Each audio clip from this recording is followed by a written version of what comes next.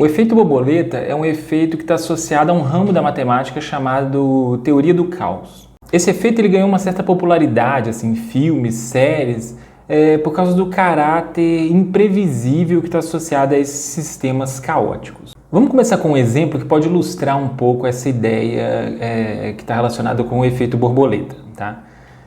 Imagina que uma pessoa quer, sei lá, assistir um filme no cinema e aí ela, antes de sair de casa, ela vai tomar um café e ela acaba derrubando o café na roupa dela.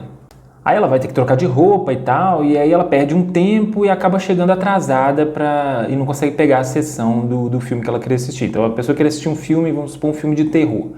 E aí, já que ela chegou no cinema lá e tal, ela vai olhar se tem algum outro filme lá que dá tempo dela assistir, e ela vê que tem um filme passando sobre, sei lá, a vida de um determinado esportista. Aí ela vai, assiste a vida assiste esse filme, né, e acaba gostando do assunto, né, cria um interesse real sobre o assunto, decide estudar sobre aquilo, né, decide estudar, por exemplo, psicologia do esporte, e acaba se tornando um profissional na área e desenvolve toda uma carreira nesse campo. Então, o que eu queria chamar a atenção nessa história assim, é o seguinte, né, que um pequeno evento que aconteceu na vida dessa pessoa, que ela derrubou café na roupa dela, né, uma coisa, sei lá, aparentemente assim, completamente irrelevante, se você considerar a vida toda da pessoa, né, isso acabou gerando isso foi gerando uma série de um encadeamento de eventos, né, e a consequência disso foi algo completamente imprevisível, que ela começou a se interessar por uma área e começou a trabalhar numa área que ela nem conhecia. Então, num dia ela derruba café na roupa e no outro ela já está, um tempo depois ela já está trabalhando com psicologia do esporte, e essas coisas parecem não ter conexão nenhuma. É difícil você traçar uma relação de causa e efeito pensando assim de forma geral, né? Se eu te falar que alguém derruba café na roupa, você não vai achar que a conclusão disso vai ser a pessoa formar na área de psicologia do esporte, né? Então essa é a ideia do efeito borboleta, né? Um pequeno evento que acaba gerando consequências incontroláveis. Nesse vídeo a gente vai falar sobre o efeito borboleta, né? Um pouco sobre a teoria do caos também, né? De forma bem introdutória, já que esse é um tema que matematicamente ele é bem complexo, né? Então a gente vai fazer uma abordagem conceitual sobre isso. Vamos falar por que esse efeito tem esse nome, né, de efeito borboleta, quem que pensou no efeito e como que ele se relaciona com a teoria do caos. Esse é o canal Cientificar, um canal de divulgação científica, que a gente vai falar sobre física, sobre ciência, sobre filosofia da ciência. Se você gosta desses temas, se inscreva no canal, assim o YouTube vai te indicar os próximos vídeos que a gente postar aqui. Então, esse conceito, né, do efeito borboleta, ele foi apresentado por um matemático chamado Edward Lorenz, que trabalhava na área de meteorologia. Então, ele estudava sistemas meteorológicos, né, tentava fazer previsões nesses sistemas, e ele começou a perceber que quando ele considerava pequenas variações num determinado sistema, né, pequenas variações iniciais no sistema, por exemplo, né, ele começava considerando que uma determinada região estava submetida a uma temperatura e pressão associada a uma determinada região. E aí, a partir disso, ele rodava um modelo que ele tinha lá, que ele tentou desenvolver, e ele percebia que esse modelo, ele dava resultados que mostravam que se ele fizesse pequenas alterações nessas condições iniciais, tipo, se ele mudasse um pouquinho a temperatura e a pressão inicial do sistema dele, ele ia chegar a resultados, né, que eram completamente distintos, que eram muito afastados. Então, uma pequena variação na temperatura e na pressão geravam resultados que estavam muito distantes, assim, previsões muito, muito diferentes. Então o resultado final variava muito, né, com uma pequena variação das condições iniciais. Então, para deixar claro, né, para destacar esse caráter incontrolável, imprevisível desses sistemas complexos que ele estava estudando, né, ele, na década de 70, ele participou de uma conferência, e nessa conferência ele começou fez uma apresentação, e nessa apresentação, né, ele sugeriu um questionamento provocativo. Assim, né? Ele falou assim: será que o bater de asas de uma borboleta no Brasil pode gerar um tornado no Texas? E tá aí a origem, né, do nome, né, efeito borboleta. Né? E o que ele queria ressaltar com essa pergunta provocativa? Assim, né? Ele queria ressaltar essa característica, né, de que uma pequena variação de pressão em um determinado ponto do planeta pode desencadear efeitos incontroláveis, assim, efeitos que a gente não consegue, imprevisíveis, né? Então, E essa é uma das dificuldades de você trabalhar com esse tipo de sistemas, né? Tipo os sistemas da meteorologia, que são sistemas bem complexos. Essa é uma ideia fundamental de um ramo da matemática, né, chamado teoria do caos. Tá? Para a gente entender melhor o que são esses sistemas caóticos, né, que são estudados nesse ramo da matemática, é melhor a gente começar com um exemplo de um sistema que não é caótico. Tá? Então vamos começar considerando o lançamento de uma bala de canhão, né, como é mostrado aqui nessa figura. A figura ela mostra duas trajetórias parecidas. Né? Vamos imaginar que essa primeira trajetória, a trajetória 1 aí, que está marcada com o número 1, que é a trajetória mais baixa, né?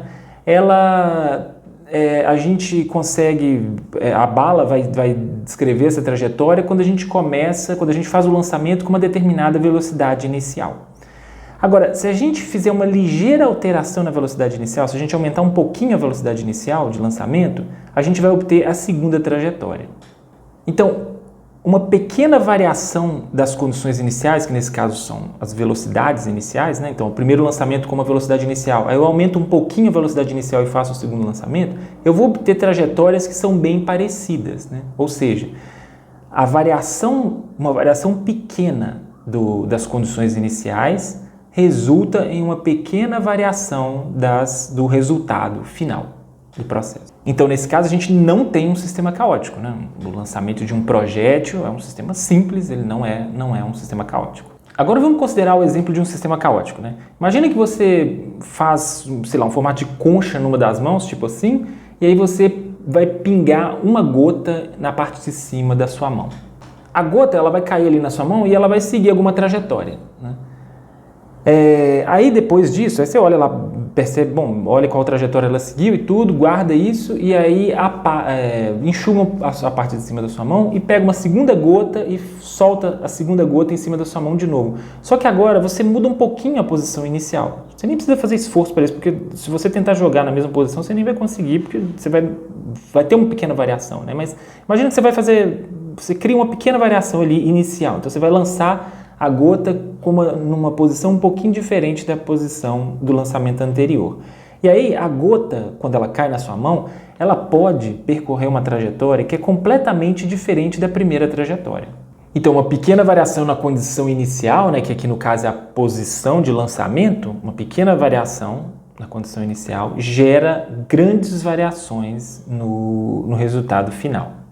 Então, esse seria um tipo de movimento mais complexo, bem mais complexo do que aquele de lançamento de projétil, né? Já que depende da forma, o formato que você fez com a mão e tal. Então, nesse caso, esse sistema tem essa característica, né? Assim, condições iniciais, variações pequenas das condições iniciais acabam gerando uma imprevisibilidade muito grande no resultado. Imprevisibilidade no sentido de que se você conhece a primeira trajetória, né, e quiser adivinhar a segunda trajetória, vai ser difícil, porque a segunda trajetória provavelmente não vai ter nada a ver com a primeira trajetória.